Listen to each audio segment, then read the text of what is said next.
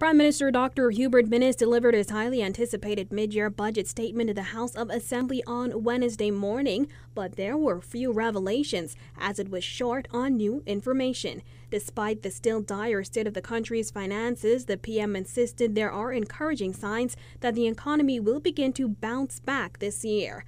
During his 30-minute address, the Prime Minister rehashed the information contained in the Ministry of Finance's combined first 6 months fiscal snapshot and budget performance report released 3 weeks ago.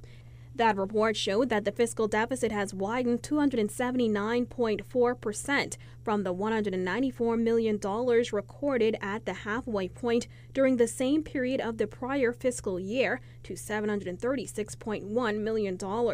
In Parliament, Minnis noted that revenue collection contracted by an estimated $415 million, and that was due largely to a reduction in the collection of taxes. Collection of taxes contracted by $425 million to $568.5 million. And this is largely driven by reductions in VAT collections of $228.9 million to $286.4 million, lower intake from the international trade taxes by $128.7 million to $103.2 million, and excise tax reductions of $43.6 million to $88.9 million. But there was some good news, according to the Prime Minister, who also revealed that revenue collection surpassed projections for November, December, and January, though he did not provide figures. However, there was more bad news on the expenditure side. The year-over-year growth in expenditure of $112.1 million at the midpoint of the fiscal year has been fueled by the massive increases in funding to support social programs. This has driven expenditure up to $1.41 billion.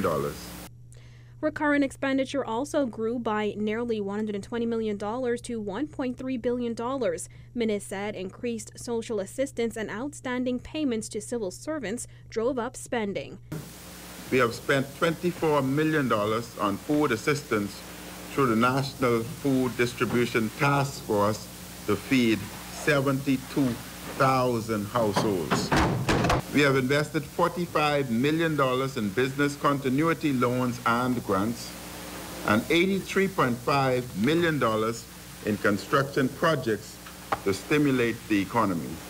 To meet its financial needs, the government borrowed a net sum of $1.2 billion during the period, taking the government's debt to GDP rate to an estimated 78.8% as at December 31, 2020. Minnis said there are encouraging signs that the Bahamas will begin its economic rebound this year, including the restoration of Caribbean cruising in the very near future. We are still standing, and we will emerge even better and most of all, stronger. Reporting for Guardian News Network, I'm Jasmine Brown.